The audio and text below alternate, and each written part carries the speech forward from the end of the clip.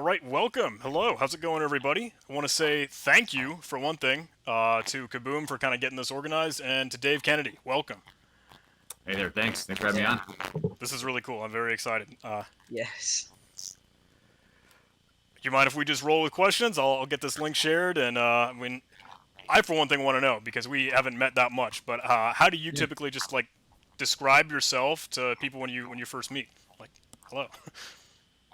I mean, obviously cybersecurity's been my whole career, so focusing more on the security aspects of everything, but I've also run multiple successful businesses. I've written some books. I've got to be in a rap video. It's got to do a lot of really fun things. It's been kind of a cool run, and I usually just describe myself more on the cybersecurity front, and like to do a lot of research, a lot of development, a lot of coding. That's pretty much my fun things to do in my spare time. And also enjoy video games. I play a ton of video games. Oh, what games do you play? Before you guys get rolling too far, I just want to do a quick refresh. I think the audio is a little off. Can you give me 1 second? Yeah, no problem. Let's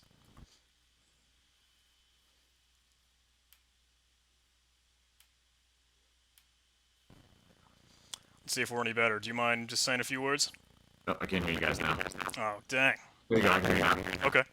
Oh, okay. You're still a little scraggly. Let me ask the YouTubers if it's absolutely tolerable. Is it me? It is, just a bit. Give me 1 second. Let me bounce off on a hard line in real fast. Great, thank you. All right. Yeah. Yep, you're back. Yeah. Yeah. His audio was a little off. It's funny, like you prep for so much and then consistently, no matter what, Yeah. technical difficulties will come in the way.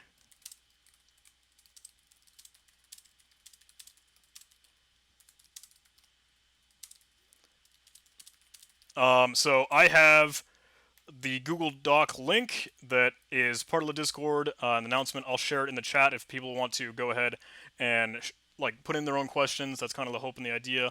I have plenty. You have plenty, I think. Yeah, I have more than enough. Awesome. I don't know how much time he's willing to give us, but I'm happy to be rolling with it. Yeah.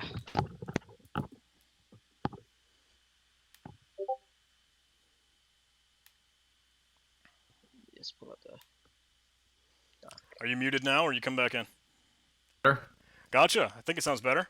Testing 1, 2, 3. Great. Yeah. I got off of Wi-Fi. Sorry about that. No problem at all. It's all good.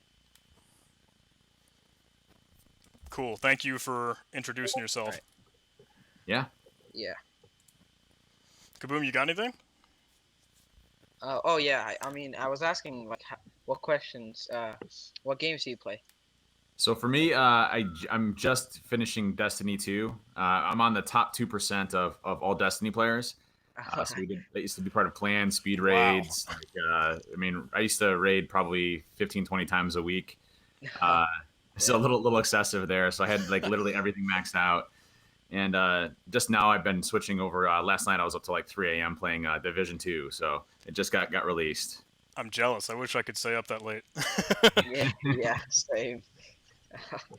For me, I get all my stuff done at night. So throughout the day, unfortunately, you have a lot of meetings and calls and distractions and things like that. So usually when my kids go to bed, I either do some coding or get some work done or play video games. Tuesdays are usually my video game days. It's known in my family that don't bother dad at 9 p.m. until 3 a.m. That's where he's playing Division or something like that. That's awesome. How much sleep do you normally get? Yeah.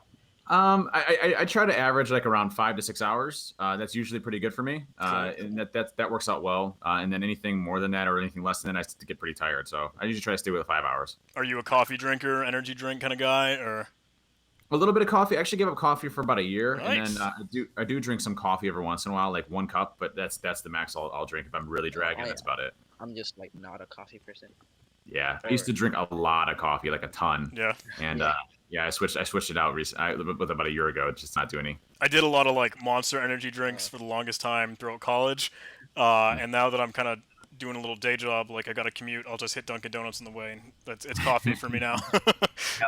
Yeah. I used to try to stick with water and protein shakes and things like that. I used to be a lot heavier. I used to weigh 310 pounds, and so now I stay under the 200 pound mark, which is my goal. So from what I've seen on Twitter, and you're Hacking Dave on Twitter, right? It sounds like you've done a lot more workouts, and it sounds like you're trying to stay active. I'm Yeah, jealous. I got three kids, and it's always a time crunch to try to figure out what you're doing and where you're going. But the Oh, I VersaClimb bet. has been mine. I've been doing the VersaClimber like crazy, like little Stairmaster things. It works out really well. I think the audio on your end is getting just a little bit crackly again, but I don't think it's absolutely awful. Nah, it's not that bad. Yeah. I can hear him properly. Okay. All Cool. right. Yeah, yeah. So I think we should just get started along with the questions. Yeah.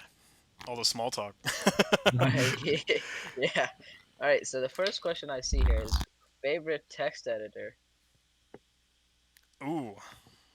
Favorite text editor, huh? Yeah. So this is the biggest debate, and I'll explain why I go with this text editor. So All right. I know obviously how to use VI plenty, but I used to program what are called multi-user dimensions back in the day, like in the early '90s, and Pico was huge then, and so Pico Natural Evolution was replaced by Nano. So I'm more of a Nano user than I am a VI. But if I'm doing some heavy editing and modifications and I need to do like search and replaces and strings, I'll switch out to VI for that. But most of my coding and development's done in Nano. I see. I see. And Emacs doesn't exist to me, so I don't even care. I'm kind of the same way. Like I learned in the terminal to use Nano, never caught on to VI. Yep. Yeah. Yep. Were you running through the fan questions, Kaboom, or were you running through some of the stuff that kind of we had prepared? No, I'm running through the fan questions basically Okay, right now. sweet. I had just a quick toss-up one because another short, Go quick for it. one. Do you use a password manager, Dave? I do use Yeah. Password Manager. In fact, I don't remember any of my passwords anymore except for the one that I need to. And Oh God. I don't use a password manager personally, but I mean, it's just not in the flow for me. I like to remember my passwords. Plus, I have different ones. yeah, the biggest thing for me is I have so many sites that I use, and I know that one of them is going to get owned, and I want no comparisons whatsoever to any of my passwords. Yeah. So I really try to standardize on passwords. So my favorite's Dashlane. A lot of good integration to OS X and uses 256 AES. And so your actual key itself for decryption is stored by you, the password person. The passwords themselves are never in any way decrypted in cloud environments or anything else. So I like Dashlane. It had a couple of issues a couple of years ago around SME protocol it uses to communicate to write those passwords to the password vault was in clear text, but they've fixed a lot of those issues since then, which is good. I hate to do this, but do you mind doing another audio reset? Yeah, I can actually switch to a Or headset. like, if you have a mic laying around somewhere. Oh, there you go. You're Headset. the man. That works. Sorry. I mean, I That's don't. okay. I know it's not too much of a hard to ask because I'm sure you got plenty of other gadgets and gears and gizmos all around you. Yeah.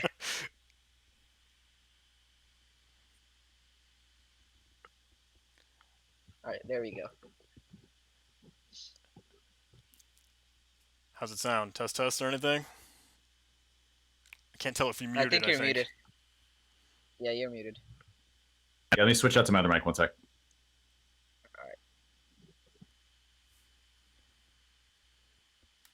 Damn, audio is a struggle. God, once you're in a live stream, it's so hard to think of things to say. Dude, yeah. Once you like put yourself in front of the internet, all these faces. Yeah. Like, I say it too often, but you just like your life preps out.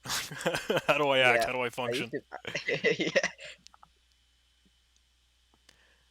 Next thing I know, someone telling me I sound like Soul. Oh yeah. Oh, it's so funny. I love having a lot of you guys in the Discord server kind of coming in. So just say the word if any of you want to kind of jam on a stream and do some goof off stuff. That's what we're all about. Yeah. I like this Discord. I mean, I've been on and off with Discord for a while, but like Can you hear me now? right now, You sound great. Hopefully that stays. Yes. Yeah. Yeah, I just got to change my sound to be on these. Give me 1 second, and then No I'm rush. ready to go. all right. All right, there we go. There we go. All right. All right, any better testing? 1, 2, 3. You sound Sound great good? so far. Sound Yeah. much Hopefully it better doesn't. Yeah, sounds good. If not, I have one more component that I can switch out, which is like literally my USB 3 to Yeah. USB traditional Mac adapter. So that's the only other bottleneck that there possibly could be. Because I'm on a 1 gig up, 1 gig down. Nice. That's the only bottleneck. So yeah. Very cool. So, like one of the questions that I had in mind personally was like, once you become like a CEO of a company, it feels like in a cybersecurity space, do you still do the whole pen testing process with like yourself doing the using terminals, and or do you just do more of the managing type of thing? I think it really depends on the person. My hobby is hacking. I enjoy it more than I do anything else. And so, even when I was a chief security officer for a Fortune 1000 company, I was the number one most offender on our display for all of our IT folks. You know, when I'm trying to break into everything. For me, it's a hobby. So no, I still do pen tests. I still do a lot of development. In fact. Today, I was building a brand new server for us to use to switch over from Slack to Mattermost, and I enjoy doing that. That's an awesome project for me. So literally, I jacked up the MySQL database so bad that I had to like redo everything. But that's actually why I was a little bit late getting on here. And so, but 2 days ago, I was coding a new version. We have internal tools that we develop for our team that go undetected and things like that. And so I was building those out. So I still do a lot of coding, still do a lot of research, still do a lot of assessment work, pen testing. I enjoy doing that more than anything else. And don't get me wrong, I still have to run two companies, but I still get to do all the fun stuff, which is great.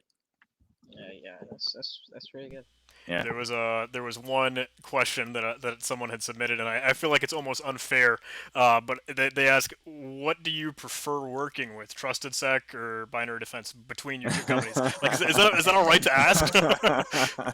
That's funny. That's funny. So that's a tough one to answer because I love them both equally. It's like when you have kids, right? Do you really have a favorite kid? No. I mean, you love Right. both kids equally when it comes to that, and that's how I feel Yeah, with both. I actually split up my time 50-50 between both companies. So I usually spend like Mondays, Wednesdays, and every other Friday at Trusted Sec, and then Tuesdays, Thursdays, every other Friday at Binary Defense. But I'm always working on both of the companies all the time. And I have friends that work, all my friends work at both of the locations. So for me, I like both of them equally. I'll put it that Nice. way. Yeah. Yeah. I had a whole category of questions in that venture capitalist kind of front. Like, can I ask what was the process, like founding Trusted Sec, or anything of that? How was Yeah. that procedure? Yeah. So I'm an open book when it comes to this. And Cool. my audio doing good? Yes. So far, you're great. Okay, yeah, good. yeah. See, it's weird. I got a blue mic, which is supposed to be really good, and I'll throw that out later, I guess. Um, the thing for starting a business was interesting. There's a lot of ways to start your business, and there's no right or wrong, whatever works for you. I'm against venture capitalists. I'm Okay. against people investing in your companies, and again, that's just me personally. Yeah. That doesn't mean what other folks are doing are wrong in any way, shape, or form, or whoever got a career. I just don't. I like to keep control of my company and make it the way I want to, and make sure that it's not about making. It's gonna sound wrong, but not making a profit. Not about making a buck. It's more about doing the right thing. And I feel like if you went with the venture capitalist, you may have other issues like that. So when I started Trusted Sec, I started Trusted Sec in the basement of my house. Literally, Nice. I had just had twins. It was a great time to start a brand new company and go on your own, right? I was literally a chief security officer over at Diebold, and I just decided I didn't want to go into the corporate life every single day and just work for one specific company. I wanted to start my own, and left and started in the basement of my house with no funding whatsoever, no investment. I had a good plan to try to get it going, and then eventually I added a second employee, a third employee. Now I have 146 employees. I did it kind of from a grassroots and kind of building it up in a way that I didn't need venture capitalists to come in and work on it. Now, with Trusted Sec, 100% owner of that. With Binary Defense, I have two partners that are good friends of mine to help run the companies, and that's important to me. Is I didn't feel like I could take two companies at the same time, run both of them in a way that I had to focus on that. So I have basically three partners in Binary Defense, and then one over at Trusted Sec. That's awesome. Yeah. Yeah. Also, one of the questions I see from the fan ones was the classic question about how I get started in InfoSec. And I feel like, personally, I feel like this is kind of a weird kind of question. Like, I don't know, what's your take on it? There's no right path into InfoSec. Every path I think can be right, but the biggest thing I tell people is find something that you really really like doing, and make it your hobby. Make InfoSec your hobby. That when you go home, you're figuring something out, whether that's coding or understanding regulations and compliance. I don't know who wants to do that, but I'm just kidding. I have a lot of friends that do Yeah. that. It's real. It's real, yeah. One of my friends loves writing documentation and policies. Like he's a masochist. I mean, that's Um, technically making the rules. So that's right. There you That's a go. good point. There you Very good go. point. Yeah. But for me, it's finding what you want to do and what you like to home in on, and it might take you some time. For me, when I got out, I was in the military, I was in the Marines, but I worked in the intelligence community, and I kind of homed in on the cyber stuff, the hacking stuff, because it was exciting to me, where I could take something that had never been created before and create it and do something unique that hadn't been done.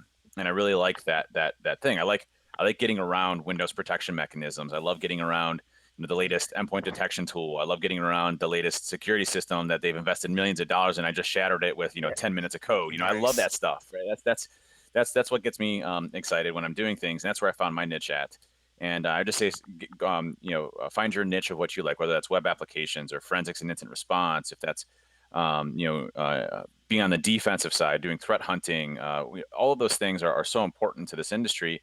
Finding your niche in that piece, and then homing in on that, and making yourself kind of a not necessarily an expert, but to be able to work with that and to build up on those skills are a big deal. But I'm a huge fan of the Offensive Security Certified Professional, the OSCP. I'm also a huge fan of the OSCE. The OSCE is the hardest test I've ever taken in my entire life. I still have uh, nightmares from that, sir. yeah. I mean, I But was I was thinking about going to take the OSCE, but it's just haven't been time and stuff. So it's a lot of that's how I time. got into. Yeah, I need a Yeah. bunch of time for the OSCE. And one thing OffSec does, that's interesting, is they give you all of the material to learn the topic, but you need to understand how that topic works and everything around Exactly. it Yeah. in order for you to Yeah. pass. And that's why I love that test so much, is that it's not studying for a book. It's not going through the motions or cycles. You actually have to know what's going on, and you have to figure out what you need to do. And that test, literally, I remember being downstairs in my basement, and there's just soda cans and pizza boxes everywhere, and I'm like passed out on the side with the laptop, and my Nice. wife comes down and took a picture of me, and I'm like literally passed out like this, sleeping on the couch after, like, I think it was like 32 hours. I'd gone straight. And funny story about this, and I don't want to reveal anything about the test, but one of the funny stories about it is there's a certain thing that you have to do where you basically have to write a custom debugger in memory. That I think it's something with Yeah, I've heard about that. I think it's Venetian blind shellcode, and so you basically have to write your own custom decoder in memory where it takes into account null byte terminators, and so you have to basically do additions and subtractions to write to a different portion of memory in order for you to eventually execute your shellcode. And so it's what's funny about this, and is I literally have pieces of paper writing and doing math, assembly in my head and doing math, and then writing out my instruction sets with literally a pen and a paper, and I have all these long sheets of paper, and I finally get it done, and I write it. And it's pushing everything to the right locations that I need it to. It's writing to the certain locations, and all of a sudden it executes and nothing happens. You're supposed to pop a message box that basically says like "Hello World" or something like that. I don't remember exactly, but Right. and so you do this message box, and nothing happened. I'm like, what the heck? Everything looks great. It's executing. Everything's working fine, but no message box. So I start from scratch again, and each time you do this iteration, it takes about 4 hours from Oh start to God. finish to go and do all this. So I did it 3 times. 12 hours working on this. So guess what? When I was about to say, screw this, I'm quitting and I'm not going to do this test again, I read the instructions and it says, hey, make sure that you're VNC'd in, not RDP'd in. I blew 12 hours because I Oh wasn't VNC'd no. into the box. Read the Oh, instructions. That's the biggest advice on those tests that I could ever recommend. Yeah, dang. Yeah. that's tough. It Oh, sounds on the like you are like a big proponent of kind of the certifications, OSCP, OSCE. Is that right on, or what do you think? So I can say this being a business owner, Yeah. when we look at somebody, certifications don't carry a substantial amount of weight. We look at the person, Okay. and I think that's important. But if somebody has an OSCP and an OSCE, especially an OSCE, we will look at you much heavier. In the sense of you kind of bubble up to the top. It differentiates you against others. Now, don't get me wrong. If you didn't have an OSCE or an OCP, we'd still look at you. We'd look at your experience. We'd want to talk to you. We'd want to understand where you're at and see if there's a good fit there. But I would say, for just a quick shocker, if I see somebody that has an OSCE, I bubble them all the way up to the top. First in line. Let's interview this person Nice. to see how effective they are, how good they are, because it's such a great cert in my opinion. So certs do Yeah. play a role. Degrees to a lesser extent, but don't get me wrong, there are degrees out there. Comp sci degrees show a good foundation around programming fundamentals and logic. There's a lot of great programs around there on cybersecurity. Dakota State University probably has one of the best cybersecurity programs that I've seen out there. And so, people that come from there that have good recommendations. We've actually hired 2 of them at Trusted Sec. We'll definitely entertain those folks depending on where you come from as well. Awesome. Yeah, I also feel like it's the person that should be given more weight than the cert itself, but the cert also gives hangs out a point in there for the companies to look at. Yeah, and for me, our company's really built off of people, and I think that's the most important piece is that you find the right fit, the right culture, and making sure that you have the folks that you always want to do the right thing. And ethics obviously is huge in our industry, and making sure that you have the right people there and it's the right fit is paramount. So usually when we hire folks, it's folks that I've met before, that we've gotten to know. Or somebody that comes from a recommendation from somebody else. We just hired Odvar Mo, who does a lot of the living off the land binaries and scripts Nice. out of Norway. And we actually never did any. We had never had anybody out of Norway, and we didn't even know how to hire somebody out of Norway. But we knew that we needed to get over because he's just so awesome of a person. That's cool. And so now, as a small company, we have to figure out like, okay, well, how do we pay somebody in Norway? What's the laws in Norway? We got to hire like a lawyer for a lawyer to have another lawyer and the routing information. And it's funny because our finance team could have handled it, but I really wanted to be part of it, and so I learned all of the laws and regulations and how everything works, and it was a lot of fun. And we brought Odvar on, but he came. Odvar speaks for himself in his work, but as soon as he was like, "Hey, I'm interested in joining Trusted Sec," I'm like, "All right, I want you. We got to figure out how to make it work, right?" And that's I think that's the cool part is the person is the big deal. Yeah, Cool. yeah. I have One of the fan Oh, questions. sorry. Go Yeah, ahead.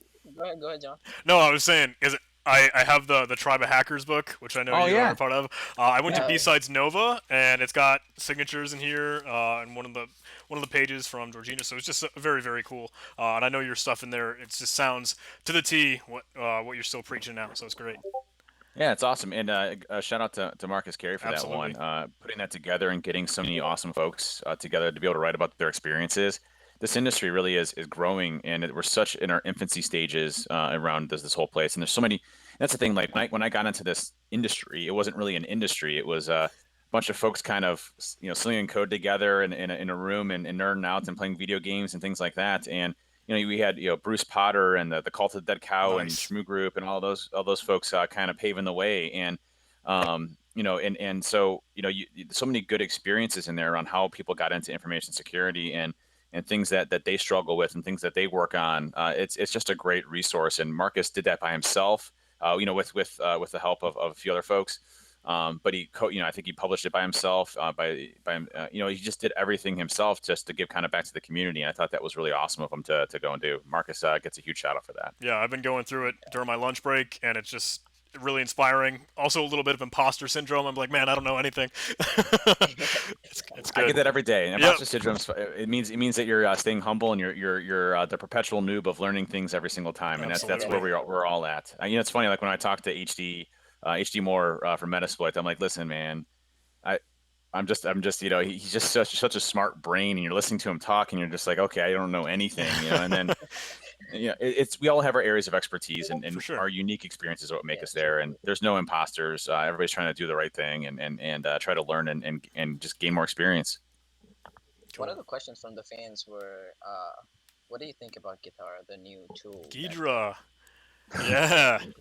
Engagera, I think it's awesome that they open sourced it. I think it's awesome that we have an alternative now to things like Binary Ninja and IDA Pro. And I think it seems to be pretty straightforward as far as a disassembler, and it does a lot of great things. And it's kind of neat to see the NSA come out and release something open source, and it's smart for them. They have contractors and things doing a lot of development, but you open source it, and all of a sudden now you get a full development team giving pull requests, and it's not classified. It's not a super Yeah, crazy secret program that's going to do mass surveillance on anything. It's mostly I think a lot of these are mostly done to get the bugs knocked out, improve the product, and really have kind of control over it. So I think it Oh was pretty yeah, cool to release it and something there's a to lot of bugs. I accidentally subscribed to the thread of the bugs on this on yeah. GitHub, and then I was bombarded with Flood. emails. I had to, Yeah. yeah, Oh yeah. Yeah, it's quite a bit, and that's to be expected, especially when you open source I mean, something, yeah, especially something as complex as that. It's gonna they're gonna have a lot of fun either addressing those or having the community support it. And I think it's got enough backing, just because of every. I mean, if you look at all the folks at Microsoft have been tweeting about it. Lambert's been tweeting about it a lot. And just it's kind of neat to see the community kind of adopt it and take it as an open source project for reverse engineering. Very cool. yeah. That's pretty cool. I guess along those lines, kind of with the NSA front, this is an interesting question that I saw that was submitted, and I guess I'm super curious on your take on it because it says, sure, if assumption we're all infosec professionals, we all use these tools, we've got a lot of incredible mindset and hacker skill set. Are there Yeah. risks for like those for the individuals for us security professionals in the industry, like between other nation state or threat actors? And I can't say with any certainty who or what that is, what they are, but I don't know. Can you run with that? Well, I think if you look at some of the dumps that we've seen with shadow brokers, Vault 7, you look at some of a lot of the shadow broker stuff that happened there. What's interesting is that you can even see nation states and even what you see published from a lot of the threat intelligence sources or incident responders that do a lot of analysis. The attackers are using our tools. Yeah. They're using Cobalt Strike, they're using Metasploit, they're using research topics, they're using PowerShell exploitation techniques. A researcher comes out with a new technique at DEF CON, and literally you probably have a good 3 to 4 year window before it's really, really even detected out there. So there's no question that attackers are leveraging our capabilities.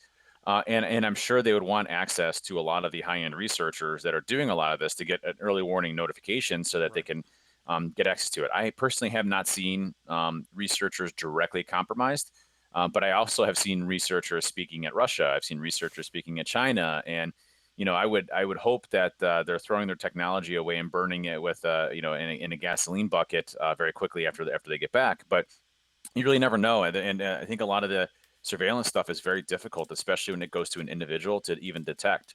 I actually have a practice on my computer where I completely wipe it, gut it clean, and build it from scratch every 3 months. Wow. Just every 3 months, completely from scratch, no matter Wow. what. Like I don't care.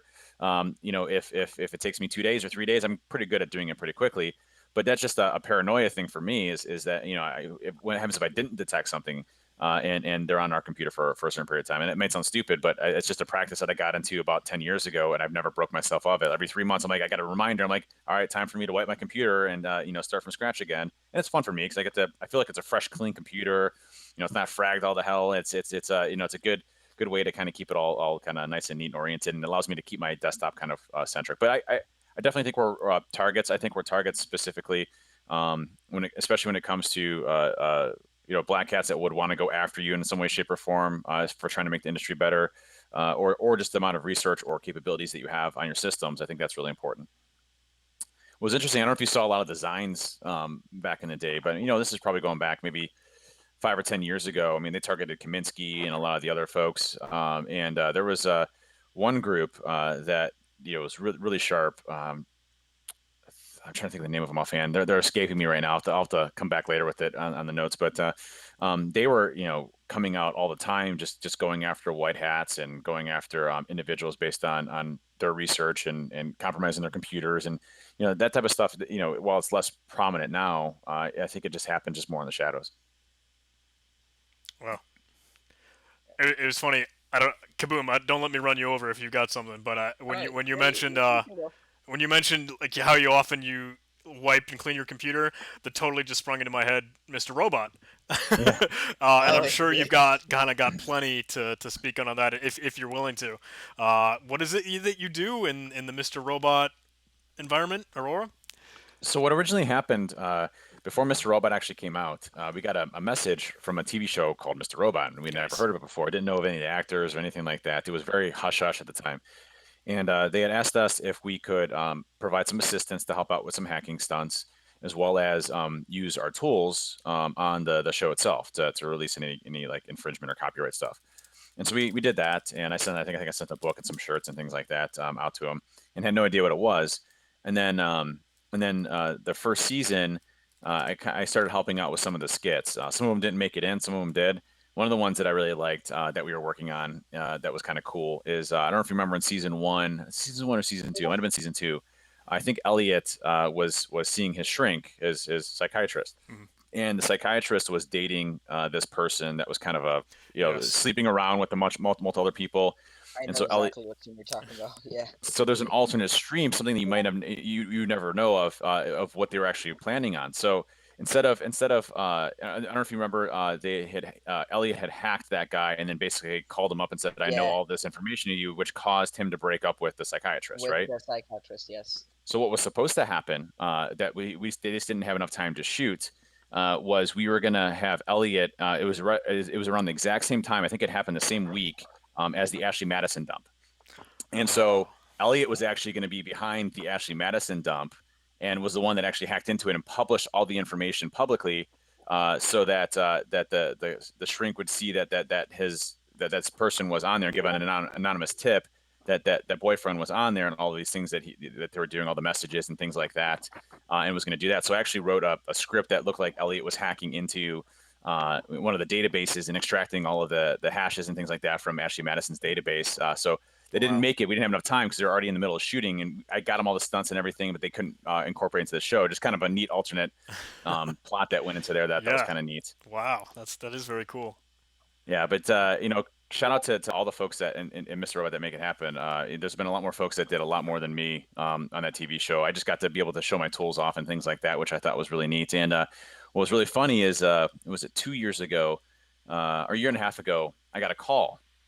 All right, we got a hit on our website, and it was a producer saying, "Hey, we want Dave to help us out with this rap video, and we know that he works for Mr. Robot. Would he be interested in flying out to LA tomorrow to go and film this video for us, or give us some assistance because it was about a technical hacker type of thing?" Nice. And so my sales guy that handles the site, he's like, "Yeah, right. This is just a crazy person, coming to our site, doing something." And they're like, "Yeah, well, can you give us some details?" And they produced who it was and everything. And like literally the next day, I flew out to LA, and it was a Chris Brown rap video. Oh And I wow. understand Chris Brown's got a Oh little bit of a wow. reputation and everything. But it was a Zoe Dallas and Chris Brown rap video, and I don't know my rappers very well. I'm I don't mostly either. into like ambient alternative and stuff like that. But what's funny is part of the agreement was that I had to they were going to let me be in the actual music video itself. And Wow. so literally I helped build all of the stunts. So if you look at the code running in the background, it's there's a little bit of social engineer toolkit in there. I did Nice. some binary to hex conversions using Windows Debug to do MS SQL payload deliveries, a few other things on there, and I also did stage fright to hack into the phone. And the whole premise behind this music video was that Zoe and Chris, I guess, were dating these girls and didn't want anybody to know that they were dating them and didn't want it to be in the public scene and things like that. And the people that they were dating wanted to be famous, and so they started publishing all these videos and pictures of Zoe and Chris on the internet. And so they hire their hacker buddy Dave to come in and delete all of their photos and things like that, and they're off of their devices. And so I did the whole stunts behind it, and you can see me a couple times in the video. It's called post and delete, and I mean it's a little cheesy or whatever, but it's kind of neat. So it No, was cool. that's awesome. Yeah. Yeah. Yeah, that's awesome. Are you involved in season 4 for Mr. Robot at all, or is that coming Nope. down the way? Nope. So the last thing that was really neat is last season, it was season three, right? I think Season so. three, Yep. Yep. season four. Yeah.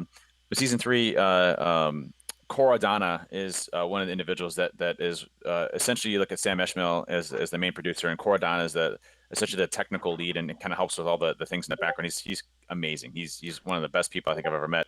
And Cora tells me in season two, he's like, "Hey man, just so you know, we're going to do a huge shout out to you next season.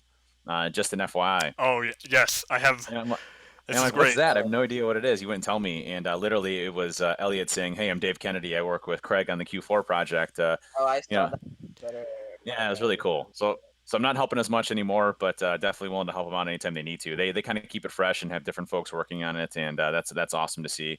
And they do such a good job. That's one of my favorite shows by far. No, that's awesome. I'm very jealous. It's such a cool So, scene. Yeah, it yeah. was neat. Someone in Uh, the Someone in the fan questions just dropped. I just received my OSCP. Can I get a job as a pen tester? Yeah, are you hiring?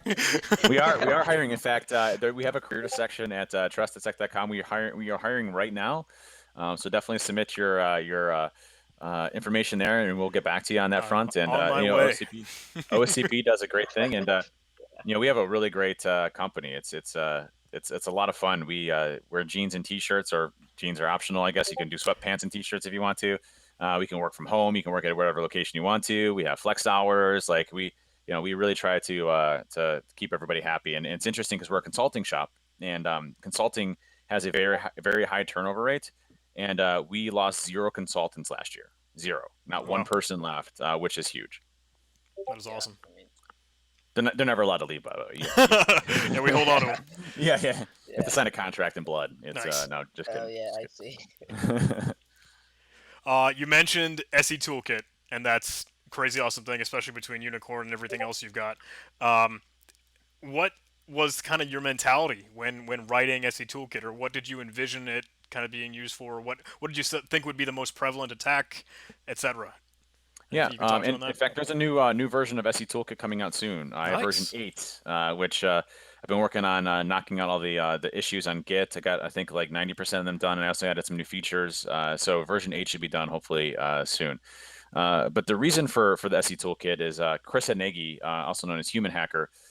We were in Chris and I've told the story a few times, but my early on, a lot younger, I used to troll Chris more than anybody I have in my entire life. I mean, more than I can ever troll anybody else. Like I just can't do it anymore. And I got stories upon stories upon stories that I could tell you. One of them, and I'll just go into one of them. But let me explain that this is a span of like 10 years that I've trolled Chris, like beyond anybody else. It's been great. Like including modifying my car heater, the CAN bus. You can send instruction sets to the seat heater. Uh, Nice. and can crank it way over to where it's like literally you can roast an omelet Oh, that's on hilarious and awful. and Chris was sweating, it's like I got sweat dripping down his things and everything. But one of the ones that I did to him was very early on. I owe a lot of my credit to where I'm at today in security to Mutz, Matty Arhoni from Offensive Security. And before that, before he was Mutz and before everything else, he was just Matty, and we were all friends hanging out in an IRC chat room. And he had come up with this new distribution. It was a competitor to Auditor at the time, called Wapix, which was a wireless Linux distribution kit. And Chris comes into this chat room and he's like, "Hey, I'm trying to get I think it was Wapix or iWax. The iWax was after that, but he's like, I'm trying to get my railing drivers to work with packet injection with aircrack. Can somebody help me?" And this is actually where a lot of the try harder mentality spawned from, because in IRC we would help anybody, period, no matter what, if they tried learning in the first place. So if you were learning and you were trying to do your due diligence and trying to figure out what was going on, we would help you in 2 seconds, which is where the try harder mentality came from. And so Chris comes in and he's like, "Hey, I can't get these things to work." And I'm like, "Well, hey, did you look at anything?" He's like, "No, I didn't really research anything yet." I'm like, "Well, why don't you research some stuff?" And Chris is like, "Yeah, but can you guys just help me? You guys are really smart or whatever." And I'm like, "All right, well, just go to this website." And it was a really horrible, horrible website, a really horrible, horrible website. I won't get into the specifics, but it was a website that you don't want to ever go to in your life, or ever see what was on Download those. free RAM? Was What's that? was it was it download free RAM? I don't know what that one is, and thank God I don't, probably. So it was a bad site. It was a bad site. Anyways, so Chris freaks out and he starts closing his browser, and he exits out of his browser and exits out of IRC, and you can see him, Logan WHD disconnects from IRC and all this other stuff, and so you see him come back on like 5 minutes later, and he's like, "Who was that person that was in here? It was horrible, blah blah blah," and I'm like, and he couldn't remember the name of the person. So I was like, "Listen, man, we booted that guy. He was terrible." I'm like, "So what do you need help with?" And I'm going on for like he's going on like 5 minutes trying to figure things out. And I'm like, "All right, just go to this website." And he goes to this website, and it was another horrible, horrible, horrible website. And so he exits out, and I won't get into all the specifics. The last time when I actually met him in person, he wanted to beat me up. And so I'm like, "Listen, man, I'm so sorry." He's like, "I got kids. What happens if they would have saw it?" I'm like, "Listen, I got kids too. I didn't have kids at the time." And I'm like, hey, listen, here's a picture of my kids, and it was one of those horrible sites again. And so he chased after me, and all this other stuff. And we were great friends. We were best friends and have been since for years. And Chris is a great guy. But Chris came to me one time in IRC, and he's like, listen, this is probably 2005, 2006 maybe. And he's like, listen, social engineering really isn't talked about. The industry really isn't even using social engineering as a method for attack. And I agree with him. We were doing barely any social engineering then, and we'd be successful every single time. But no one talked about social engineering or phishing. There wasn't phish me programs or education awareness programs for people.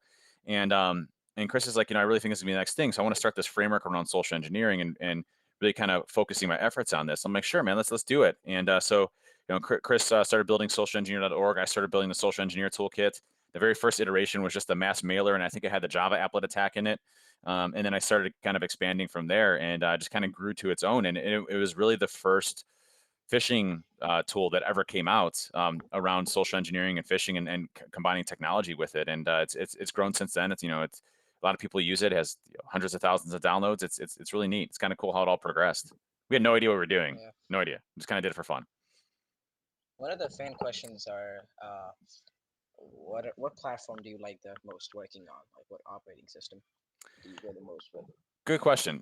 So I'm OS X for primary stuff like email and things like that. So my Mac, just for Same. primary stuff. All my development though, I typically do in Ubuntu, and I do most of my development. Let me rephrase. I do all my development in Linux on Ubuntu. I have a virtual machine, and what I do is I actually have 3 monitors.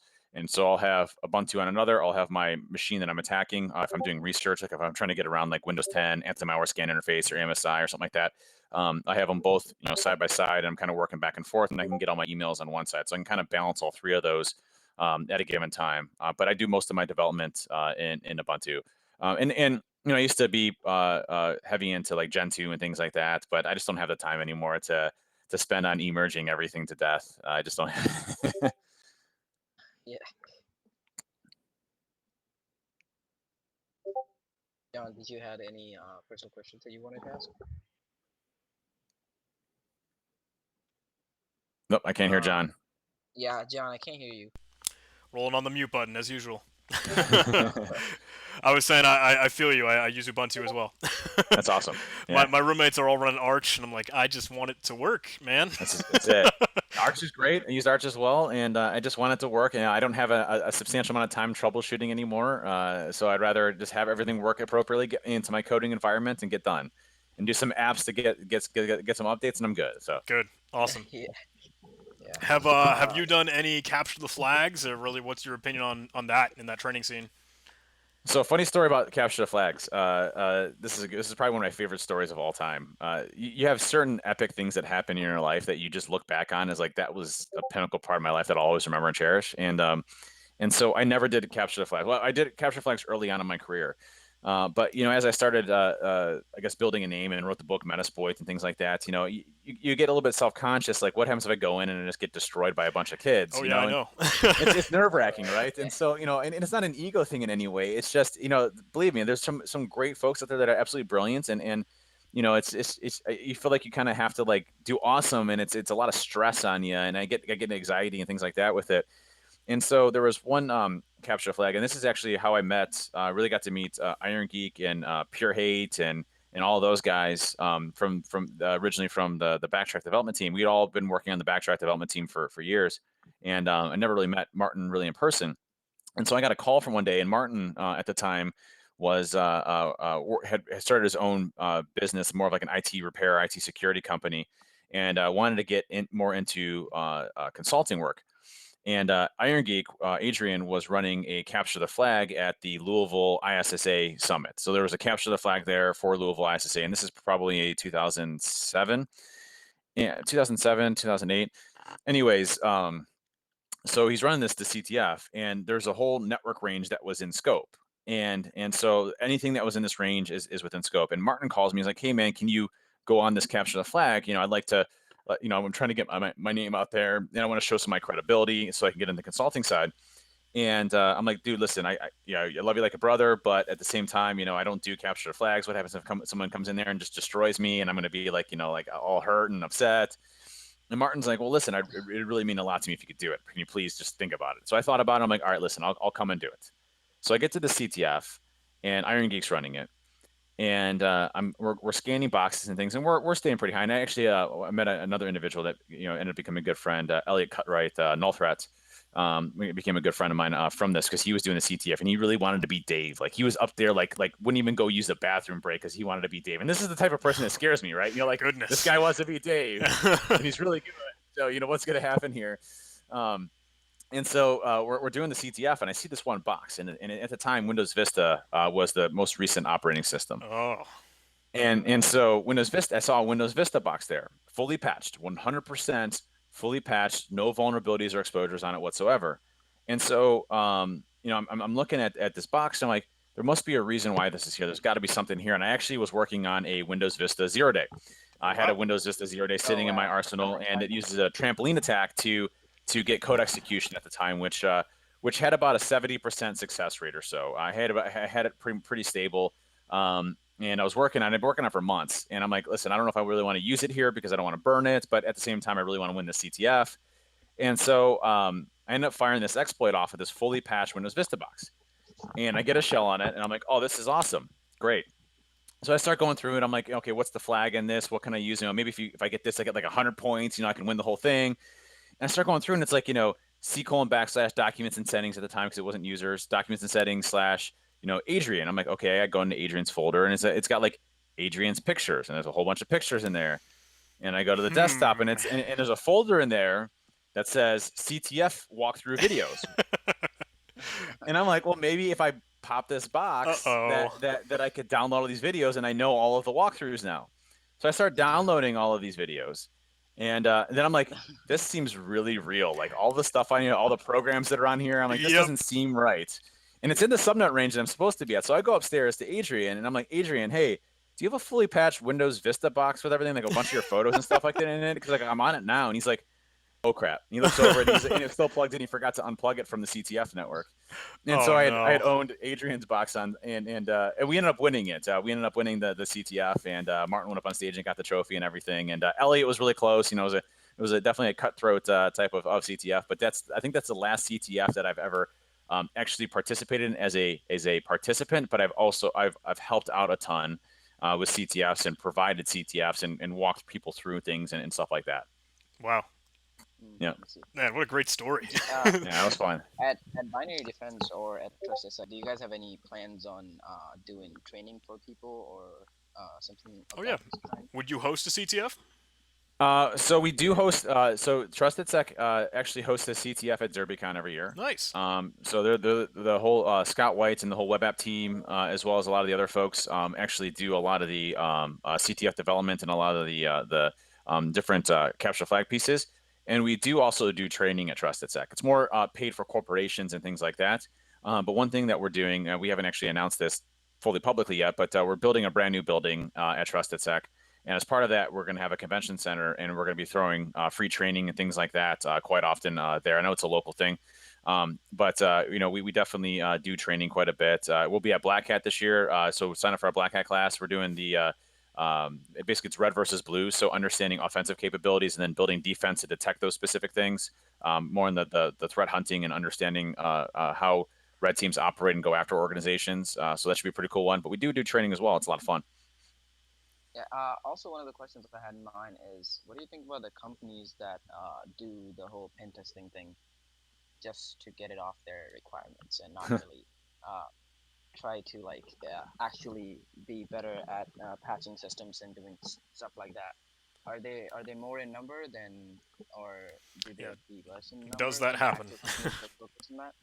Yeah, I think if you look at the industry, there are definitely corporations and companies that just want the checkbox, right? They just want a basic vulnerability scan and for it to come back clean, and they call that a penetration test. And I think there's a lot of companies like that. There's a lot of commoditization around that, and that's something that we could have did at Trusted Sec. We could have been like, listen, we're just going to be a commodity And it probably would have been an easier road for us too. A commodity, pen testing shop where we run vulnerability scanners, and then all of a sudden you get a report and you're nice and clean, and everything looks great. But that's not our motto, and that's not what we wanted to accomplish. We wanted to really be kind of the best of the best and have the best folks out there, and give back to the community that has helped support us so much. As I grew and as the company grew. And so, and it's never for us. It's never doing a commodity assessment. It's never doing something just to get that checkbox. But we do see it all the time. I mean, we'll go into a company and we'll just tear them up. And our goal is not to tear you up. Our goal is to make you get better, right? It's not that adversarial thing that of the past where we come in and drop a report and we just wash our hands and walk away. We're trying to make the organization better, and they're usually baffled. They're like, listen, we had this company that has a really big name in the industry come in and do this engagement, and literally they didn't find anything. I'm like, well, a lot of things can change over a period of time, and then you look at the report, you're like, yeah, literally this is a Nessus output, and they didn't do any validation of findings, and like, yeah, well, 90% of our stuff was false positives, and like, okay, that's a shame, but we see more of that than we do actual hackers out there doing the work, and that's a shame. Yeah, that is. Dave, we're rolling on the 50-minute mark. How long do we have you for? I mean, I don't, I don't want to eat up your whole evening, but I'm very happy Yeah. you're gracing us with your presence here. Yeah, however long you guys need. We have too many questions, man. Keep going. Do you plan on writing any more books? You mentioned Metasploit, Penetration Tester's Guide. What's next? Good question. So we really tried to do Metasploit, the Penetration Tester's Guide version 2. Yeah. And I had all my team assigned to it, and we got like 1/3 through the book, and then literally we all got busy, and then we just dropped it, and then it died. Yeah. Writing a book is, especially something as complex as like Metasploit, it took everything out of me and the team that wrote it. I mean, it was a lot of work, and so the book piece is an interesting capacity, but yes, there is definitely books in the plan. There's 3 that are planned right now. I wanted to do more of a non-technical book. Sorry for the first one, but more so on how to build a security program and what you can do to be successful in the industry, and also kind of like a story about how I built my businesses. I'm sure there's a lot of life lessons on if you want to go on your own or if you just want to be successful. Like I was one of the youngest VPs in my company's history at the time. Being a chief security officer, I was 26 years old. And a VP of a Fortune 1000 company. That it's blows like, my mind. yeah, it's like, what can you do to do that? How do you do that, right? And by the way, I have no idea what I'm doing. I just trust my guts, and it's just YOLO, right? It's just give it a risk and figure it out. But those types of decisions that are risks, but they're calculated risks. How do you build a business? I had no idea how to run a business. I had no idea how to build a successful business. But you figure things out as you go along, and you just got to trust yourself. So I think something along the lines of that would be kind of the first one, and then the second one I want to do is more on more of a red versus blue book, where it's more on offensive capabilities and how do you defend against them to really get folks better on the blue side. I think that would be a good one. So yeah, definitely some books in the future, and I'm already working on the first one. All right. So cool. one question that I had is, this is a big one. This might take quite time, but tell me the Dave Kennedy story. Like, how did you get into this? How did you get into it? Yeah. So I started off really with my computers in the late 80s, early 90s, and there was what were called multi-user dimensions (MUDs). They were text-based video games, kind of like World of Warcraft, but no graphics. Some of those were like Tellarena, Trade Wars, Legends of the Red Dragon. I played one called Rites of Passage, which I thought was a really good game. Legends of Chaos. There was just quite a few games out there that I used to play, and just kind of learn that way. And I ended up becoming an op of one of them. And one of the guys, Nick Camarado, was the op had ran it previously, and he was a younger guy, and he kind of showed me how to start to code in C at the time. And so I started learning on my own how to code in C, how to add new features to this MUD. And then I was a really overweight kid. I was probably, I don't know, about 260 at the time, and I wanted to didn't like school. So actually, school was really a bad experience for me. I got picked on a lot. I got in fights all the time. I had like 2 friends, and I hated school. And so computers were something where I could at least immerse myself into, to where I didn't have to deal with people on a regular basis. And so, I learned a lot from that. And then I decided, listen, I can't go to college because I hate school. I just can't stand it. I get beat up all day long, and I get picked on all day long. So why would I want to go to college and do the same thing, being a socially awkward kid and everything else. So I decided, well, why don't I join the military? And if I join the military, no one can pick on me anymore. I'll be a badass, and I can't do this. And so I ended up walking into the Army recruiting depot, and the recruiter at the time, was kind of an overweight gentleman, very much like myself, and was just complaining about the Army, just like oh, sucks. I got to do this and I got to do this. I'm like, well, why do I want to join this when you don't like what you do? I'm like, I don't. Yeah. Is this the right fit for me? And so I start walking out of the recruiting depot like I don't want to do the military. And I see these 4 ripped Marines, like in their dress blues, like muscles out. If they were to flex, their shirts would just shred into Real a life million commercial. pieces, right? Yeah. It was like a real they're all in sync, walking, and they just look like total badasses. And I'm like, I want to be that. I want to be like them. Yeah, I want to be just like them. And so I walked into the Marine recruiting station, and 2 weeks later, I shipped off to Paris Island and was in the Marines. And one thing I can say about the Marine Corps is that it really straightened me out from a perception perspective. I mean, when you go to war, I was in Iraq for 2 years. I was in Bahrain, Afghanistan, and war puts certain things in perspective for you of life and how you want to live it. And so I live every day with it as it's not it's not a guarantee. It's a you should cherish every day that you have out there, and that put me in a lot of perspective, I think. And I got to do a lot of really cool things and learn a lot of cool things while I was there, especially working for the intelligence agency.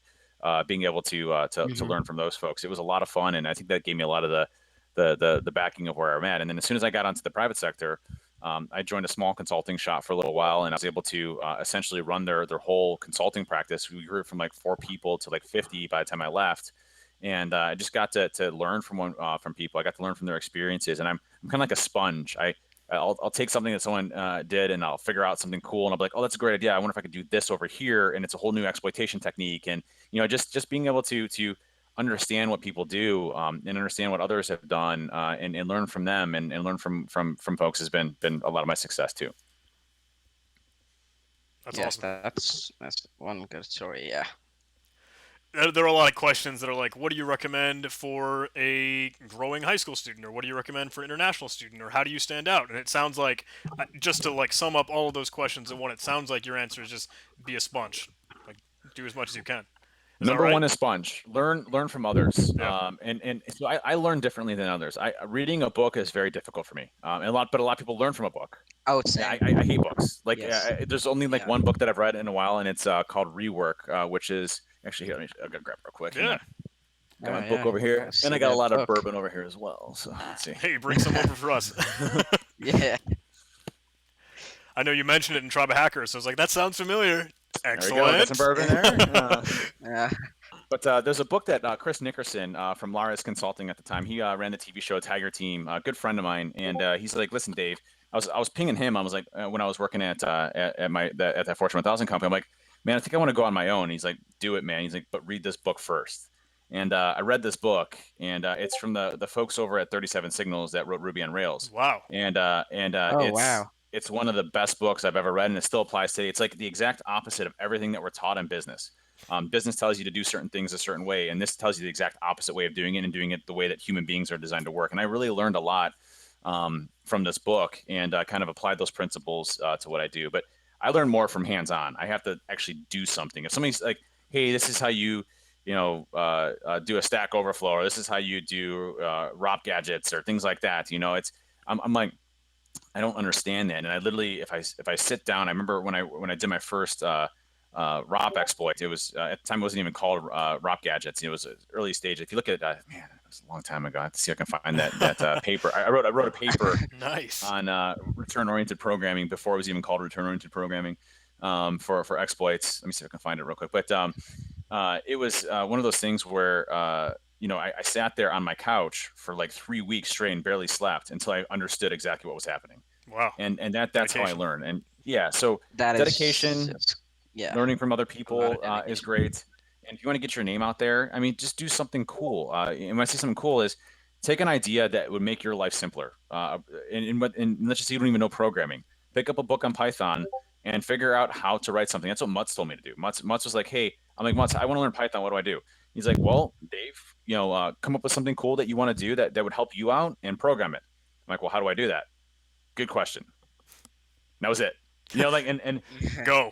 figure it out, go. And that's what I can say is take that passion and that drive and just spend some time working on it. Do something cool and unique. Do a research project. You look at a lot of the new folks that are coming into the industry, and not new, but folks that have started to pop up, like Matthew Graber, Oh yeah, Manifestation. he's everywhere. Matt's everywhere, right? But he's one of the best researchers that we have in this industry right now. And Matt came up to me at one of the Derby cons and is like, and he was nobody, and I don't want to say nobody. I mean, he was a brilliant dude, Yeah. but no one knew who Matt Graber was at this time.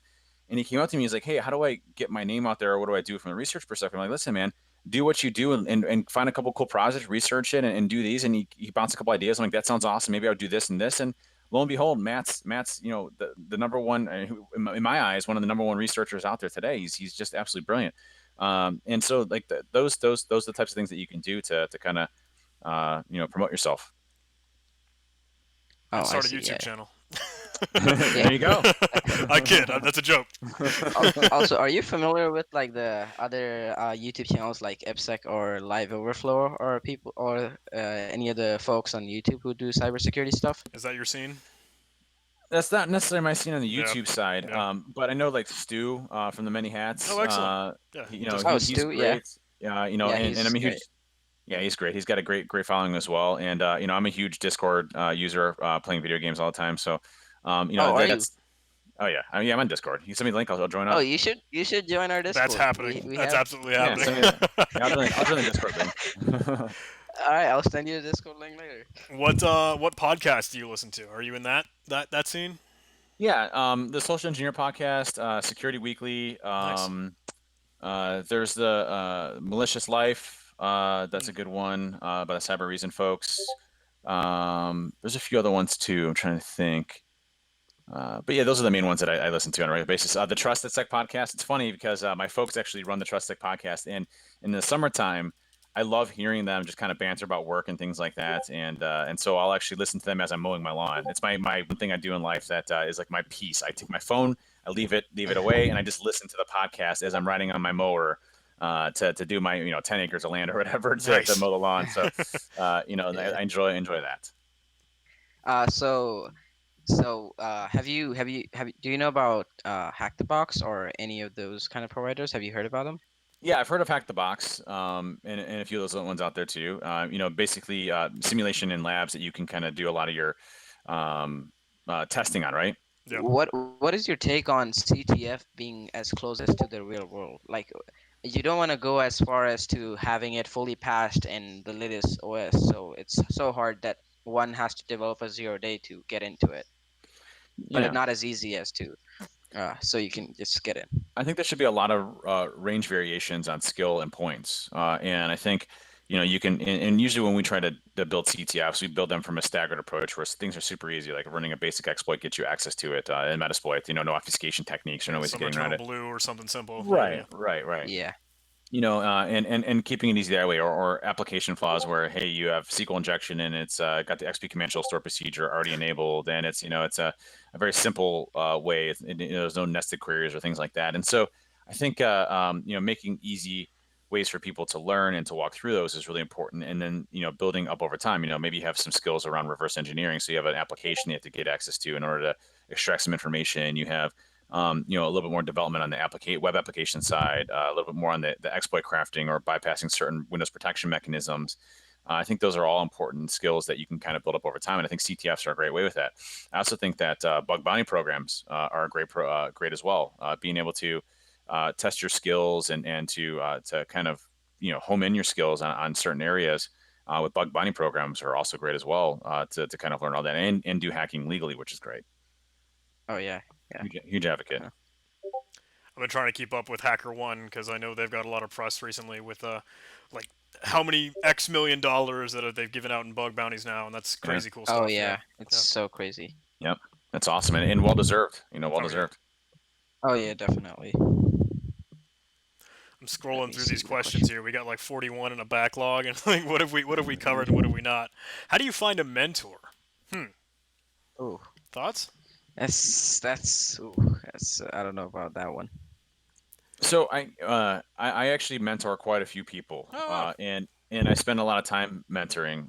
And what I can say about mentorship is there's a big difference between asking somebody to do something for you or bouncing ideas off of them. I don't have yep. enough time to sit there, and this is, I have a wife and kids and family and busy and basketball and baseball and Cub Scouts and Boy Scouts and swimming and everything else that's going on, Life and gets in running the two way. companies, right? Yeah. Right. Yeah. But if there's ways that somebody can mentor you or guide you in certain directions or help you in certain areas, there's so many great people. Ask around. There's some great folks out there that I'm sure would be happy to mentor. I'll be happy to mentor in certain cases. If I get direct messages from 100 people, I'm not going to respond. Yeah, And if, I'll if just you say Oh come thank into you. yeah. this Discord server, Do I don't not know. spam David Kennedy. I'm not responding. I'm sorry.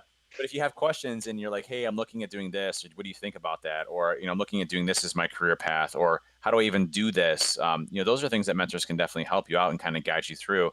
And Did finding a you good one's important. did you had like a one mentor, or I know you encountered a lot of people, but did you have like one guy who helped you through a lot of stuff or something like that? Yeah, Mutz would definitely be that guy. Mutz was instrumental to me. Maddie, who runs offensive security, who made the Hmm. OSCP, that awesome voice that you hear, that soothing, uh, Oh uh, yeah. voice that you hear from Maddie on there. Mutz is really a large reason for that, of what I can do, and also, from a business perspective.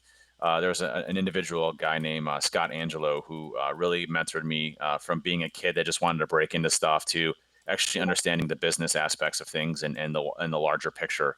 I learned a lot from Yeah. him, and he's the reason I became a chief security officer at a Fortune 1000 company. And he was instrumental in my growth on that side as well. And so, when you find mentors that can help you in different areas of your career that are important to you. If it's threat hunting, if it's reverse engineering, if it's exploit development, finding folks that can have similar likes and views. And one thing I recommend too is there's a number of Slack channels and things like that that you can get invited to. There's a DerbyCon Slack channel with some great folks there that are always happy to mentor. Find some folks that have similar minds and start your own channel and just bounce ideas off of one another. I got some close Yeah. friends that we just sit there and we just shoot the crap every day and bounce ideas off of each other. And these are people that I grew up with the industry with and folks that I consider my peers, and we just kind of work off of one another and what we're doing and share cool techniques and new exploits and things like that with one another. And that's the cool part. And I think this industry is uh, very helpful in most cases, and there's a lot of great folks out there that are willing to help. Oh, definitely. One of the questions I also had was about, have you heard of quantum computing, and like what are your thoughts on it? Because I'm like really big on quantum computing. I wrote like a couple of papers on it and stuff like that. So Yeah, you probably know way more than me on quantum computing.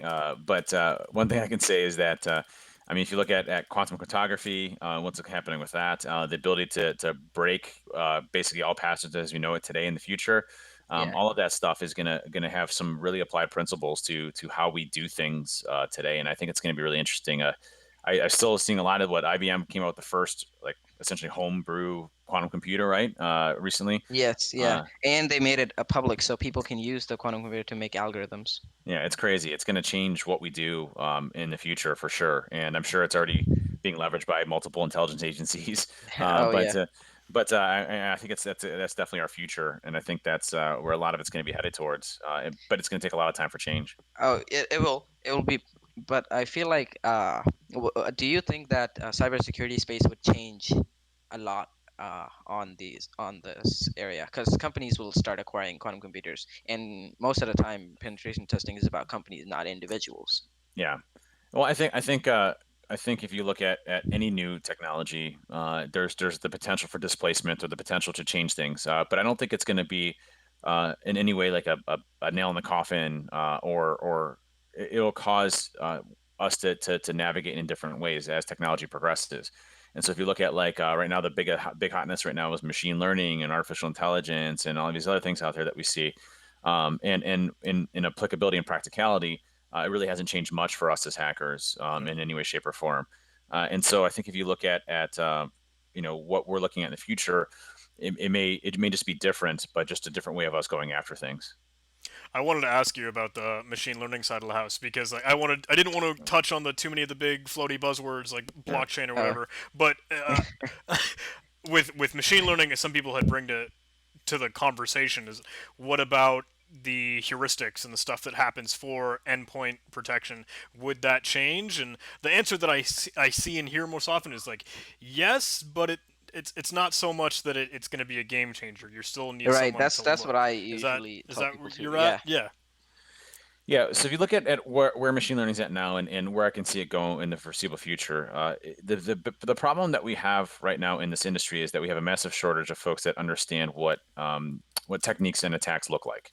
And so if you look at a security operations center, for example, you might have your tier one, tier two analysts, but if it's something that they haven't seen before, most likely they're going to get around the SOC itself, and they're going to get around their detection, their alarms, and things that are occurring out there. And where machine learning can really help out a lot is being able to bubble up abnormal patterns of behavior in an environment to a person to be able to leverage that in some way, shape, or form that causes some sort of abnormal view of something that's occurring that they haven't seen before. And so I think machine learning can be applied in a lot of ways to say, okay, well, this is suspicious, but you're not going to be able to eliminate things that are. I mean, getting around machine learning is also fairly easy, at least right now. But I don't see a lot of the endpoint protection products. I mean, most of the endpoint protection products. In fact, I don't know if there's one out there that we really struggle with from an attack perspective, regardless of if it's an EDR or next generation antivirus. We don't really have any problem circumventing our techniques and getting around it in any way. So I think when you look at applied machine learning, it's more so trying to bubble up information to be able to identify things or group things up in certain techniques or patterns than it is anything else. And I think there was a talk. Let me see if I can find it real quick. There was a talk given just recently in Blue Hat Israel, and it wasn't Mark, not this time. I think this is it. Yes, this is it. Bhavna Soman. I really recommend taking a look at that. All of the videos got published, and Bhavna Soman gave a talk on basically it's transmorgifying other people's marketing into threat hunting treasures using machine learning. And what was really cool about that talk is how Microsoft leverages machine learning in their environment. And if you look at Microsoft's infrastructure, they have a substantial amount of telemetry data that they paste back. And I'm very much against that, by the way. I'm very much against sending a lot of data back to third party. I think that's wrong. Oh yeah. Just disclaimer there. But they send a lot of data back. And what was interesting about this talk is that they leverage machine learning to be able to group up specific techniques of attackers to specific groups, so like APT 28 and 29 in Russia, Chinese actors, and being able to group them up and bubble them up in a way that showed suspicious behavior in a way that bubbled up to analysts to be able to help write Windows Defender signatures and things like that. And so that's where I think applied machine learning, when you have large data sets, can really help out a lot, is combing through a lot of it. It's very similar to what we're seeing right now in the medical industry. The problem we have right now in the medical industry is that you have a general practitioner that you're relying off of their experience to diagnose your problem. Hey, I have a sore throat, but my left arm hurts and my right toenail fell off. Well, they're like, oh, well, you have, a bacteria infection on your toe. You pulled your left shoulder arm and your nose, is sinuses. But when you put those three together, you have a higher statistic of a 98% chance of having this type of disease that the doctor would have never seen before, right? Yeah, I agree. And so when you can apply those machine learning data sets to problematic symptoms, you can have a much higher rate of returning back something that's more accurate and probable in your environment. So I think machine learning will definitely help out with areas in science and health, and it already is, as well as in information security. But it's not going to be where it stops 99% of the hackers out there or 100% detection rate. That's not going to happen. Yes, that is true. Can I totally change the direction of the conversation? Yeah. Oh yeah. I wanted to ask. Go for it. What are your thoughts, or how much do you engage and interact with stuff like the frameworks? MITRE ATT&CK framework, NICE. Is that a big portion of what you do at work, or what are your thoughts? Yeah. So MITRE ATT&CK framework, and you have the Atomic Red Team framework from Red Canary and Casey Smith and those folks. You have Caldera, which is more of the automation frameworks around it. I like what MITRE did. I think what they were able to do is basically take, if you look at was it Lockheed's kill chain, and you basically broke out a programmatic path to understanding attack patterns. And I think that was kind of the mystique around what hackers were doing.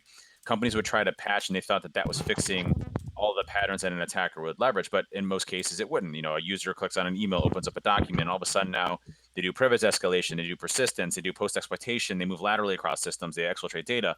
I think that was a big unknown at that point in time for most corporations. And I think what the MITRE attack framework did is kind of standardize that and say, listen, there are approaches to how attackers go after systems, and you should really be building both your prevention and your detection off of these types of patterns. But the one thing that has happened, as is anything, as you look at commoditized penetration testing and everything else, is that they totally flip what MITRE's intent was into something that has become essentially a static-based way of looking at tactics, techniques, and procedures within an organization. And so people are just running these tools, and then they write detection signatures, and they wonder why they got breached. So MITRE isn't a framework to leverage to run through these command line arguments to see whether or not you have detection. It's more so to see how effective you are at detecting unusual behavior in your environments through different phases of an attack. A good example would be if you look at living off the land binaries and scripts, like leveraging something like regsvr32 for remote code execution.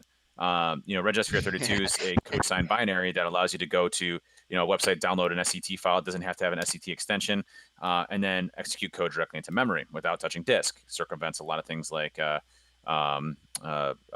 products and things like that. Well, with regsvr32, one of the main ways that people detect it is through the /i. So you do like /i, and then you do colon HTTP, :// the website they go and download the file from. And so there are so many obfuscation techniques where you don't have to use /i in that in the first place, or you just randomize it or throw certain carrots in it that completely circumvent the detection criteria. Plus, there's also, I think, 74 other different living off the land binaries and scripts. And so, what they try to do is they try to make this into a checklist to see how effective we are in detecting the MITRE attack framework, which then somehow makes us better at detecting adversaries.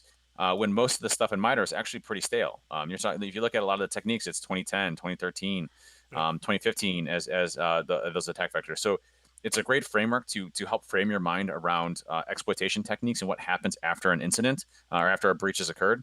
But it shouldn't be relied upon as a checklist that you leverage to build your security program around. I don't think that's effective. I think more simulations are better for that.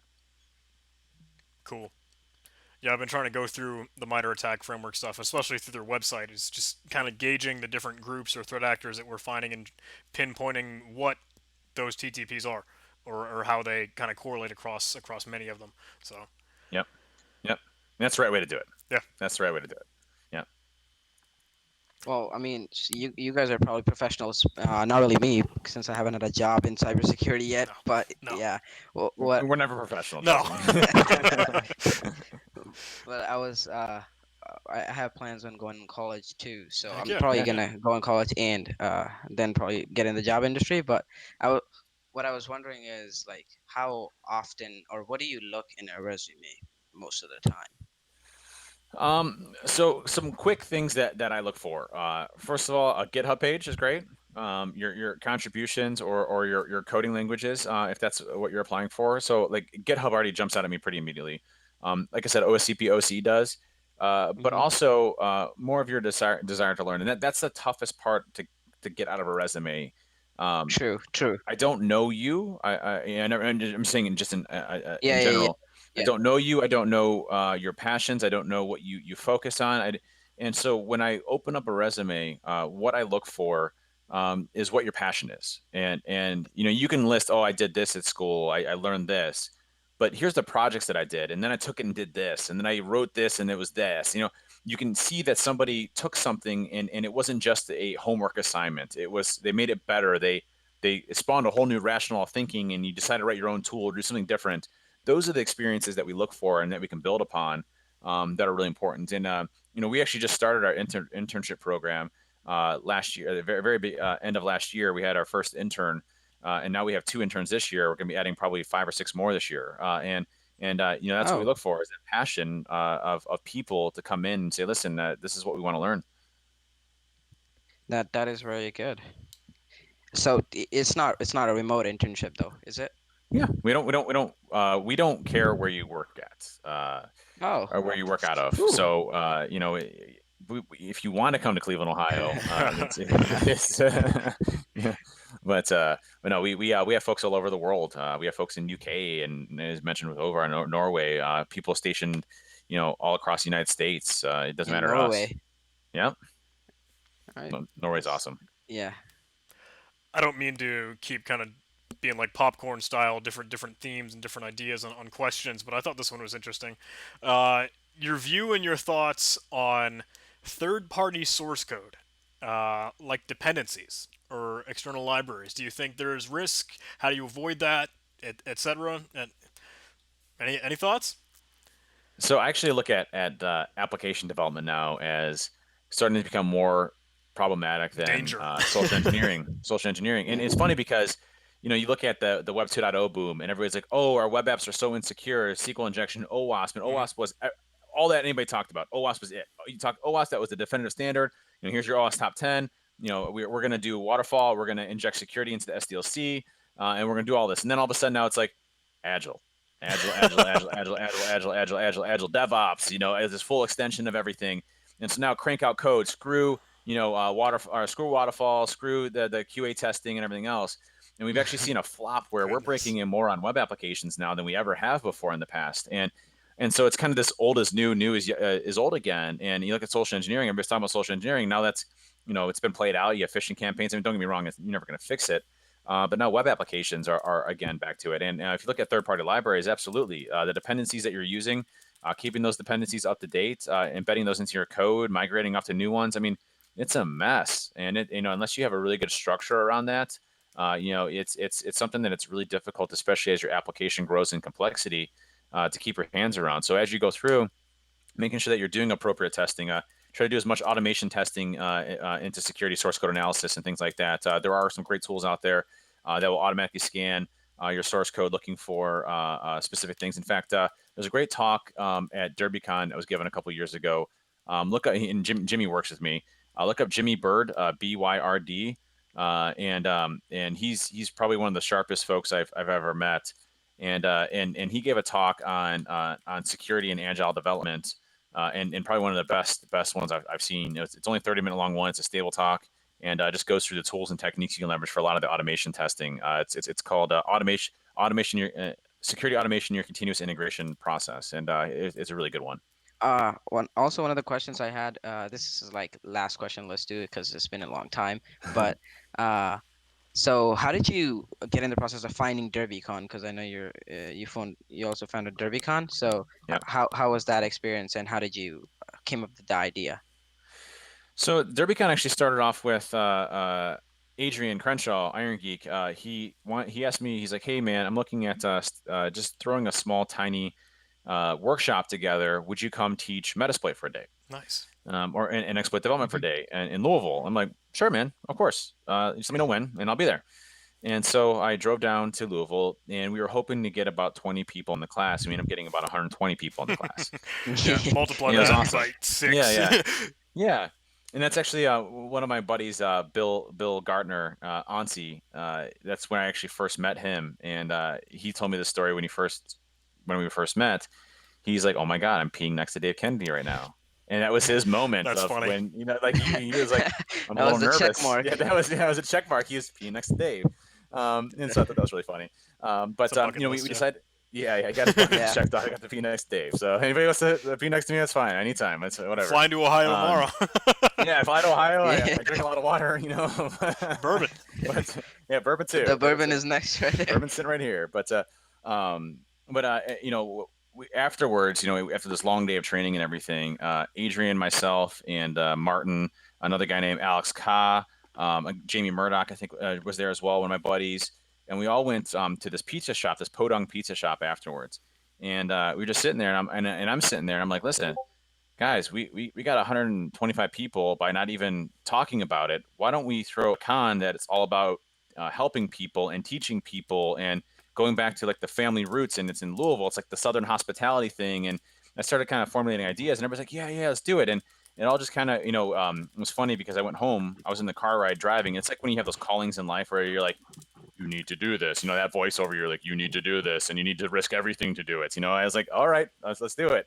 And so I went home to my wife, and I'm like, listen, hey, I really want to start a conference in Kentucky, and we're probably gonna have to take a second mortgage out of our house if it fails. Goodness. And and she's like, okay. Mm. And she's like, well, we'll figure it out. Let's do it. And so we ended up doing DerbyCon, and our break even point the first year was 500 people. If we didn't have 500 people, I would have been taking a second mortgage out of my house. And Oh, wow. and we ended up having 1,500 people our first year. Oh wow, Excellent, that's And excellent. that's one big boost. yeah, and it went, actually, I think it was like 1,373 was the exact number, but it Still was remember the exact number. yeah, but it was so cool because like everybody, I called every friend favorite you can possibly imagine. I called up Nickerson, I called up HD, I called up all my buddies. I'm like, listen, I need you guys to come here and bail me out of this, and Strand was there, and everybody, I was like, all my good buddies that I called in. I was just like, listen, just help me out on this one. And so they all came there, and it was really cool because it was the reason why we started DerbyCon was to change the industry for the better, to help people that were coming in that were new to information security. And we had this really bad reputation of having rock stars in the industry, and that you couldn't come and approach people, and we wanted to get rid of that. We wanted to get rid of that perception that hackers are rock stars. We wanted to get rid of that perception that they're not approachable. We wanted to get rid of that perception that you had to have 10 years of experience to get into this. We wanted to help others get into this industry so that we can make it better, and lead it on positivity. And we did that. We did that. We changed people's lives. We had people. I mean, year after year, people like DerbyCon got me my first job. DerbyCon got me into information security. I was no, I didn't know where to go, and DerbyCon directed me in this location. I mean, we've saved people from committing suicide. I mean, we've saved people's Wow, lives. It's wow, crazy. wow. It's crazy. Um, and we did that, and obviously this is our last year this year, and we're going to go out with the bang with it and make it an awesome year. But we felt like we really had accomplished what we set out for, and really changed the industry for the better. And that's really what DerbyCon started off with, and what we'll end with. All Yeah. right, I think John got a last question to No, wrap I it mean up with. that you hit it right on the head, because I mean that's such a awesome and fantastic thing is the community and like the growth and leadership and Yeah, yeah. learning. I think a whole lot of Yep. this community, especially with the audience on YouTube and the what we've fostered here, is about that. So Yep. any I mean that's if you wanted to put the icing on the cake. Final thoughts on Yeah. climbing into the You scene. know, some people will say that there is no information security community. Some people will say it's an industry, and there's truths to all sides of that, right? But one thing that is true is that there are people out there, in this industry, that want to help out others, that want to make the world a better place. And there's a saying that I really really attest to, and it's from Doctor Who, one of my favorite TV shows. I actually have a TARDIS in my basement, Nice. and Yeah. so I'll set some pictures next time or something. But Discord. yeah, yeah. Discord. But yeah, some Discord images. But but the thing about the doctor, he said, one of his famous sayings is, it was my favorite doctor, Matt Smith, and he said, we're all stories, and then just make yours a good one. And at the end of the day, if you can say that your story was a good story and that you helped people, you got them into different portions, you saved them, you did certain things that created the industry to make it better. Those are things that you can hang your hat up at the end of the day, and said that, hey, I did a good job. Being a good father, being a good mother, being a good part of this industry. I think positivity is so important. And some of the stuff that we posted on DerbyCon, we got burned out by a lot of the negativity and the toxicity that you see in Twitter, and that you see on Oh social yeah, media. It's I so saw bad. your post and on Yeah. Twitter that you left it for quite a while, right? I left Twitter for quite a while, yes, yeah, and it was around this time we had made the decision to stop DerbyCon, and it wasn't. It was, I was just disappointed in everybody going after one another. People will make the comment, "Oh, what's InfoSec arguing about this week? What's the drama this week? What's the and that's the truth of the matter, though, is that noise is so small in comparison to what that fire is burning in the security industry around Absolutely. making things better, and the new people that are coming in. And a huge thing right now is diversity in this industry. I mean, the women coming into information security is fantastic, and getting more programs to be able to help everybody come in and just be on equal playing fields. All that stuff is good change that's happening in our industry, and new blood coming in, and new people paving the way for the next generation, and new researchers, and new folks coming in and coding, and just all that stuff. You see these kids that are 14 years old hacking. You see that's awesome. I love it. And that's what this is all about. And so there is a community out there. It doesn't mean that it is the information security community. It's just people that want to help others and do the right thing and make the world a better place. And that's something that's noble. And hopefully, we have more folks that continue to carry that torch and keep it going. Yeah. Man, what Like a yourselves, what you guys do here. I mean, you don't get paid Oh, for this, right? yeah. no, what a You do way it to for fun. end. Yeah. Yeah, it's all Yeah. for fun, Yeah. all for learning. Well, this has been absolutely awesome. Thank Amazing. you so Yes. much thanks for you so being much. an incredible role model for me, Yeah. for one thing, and I'm sure absolutely everyone Yeah, else for that's me listening. too. So Absolutely, guys, and I appreciate you having me on here and for reaching out and sorry I didn't make it yesterday. I ended up working quite a bit yesterday. I couldn't do, but No, I'm glad that's we were able fine. to That's get it done fine. I today. mean, I just wanted the exact time that you'd be free on. And I So know I'm a little loosey goosey on that because it's like schedule wise, Mondays it's baseball, basketball, and Cub Scouts, and then Tuesdays is actually baseball. So my Aaron took the kids over there, so it's all good. So we're good. oh yeah, So thanks everybody, I appreciate it. Thanks for having me on, and yeah, no again, problem. if I'll hop on the Discord and Yeah, I'll I'll poke send you in the from time link to right time. away. Yeah, I'll poke in from time to time, and if you ever have any questions or anybody here has any question, just let me know. Happy to help out. you're the man. Thanks Thanks again, everybody. Dave. Thank you. Yeah, Take take it easy. care. Bye. Goodbye.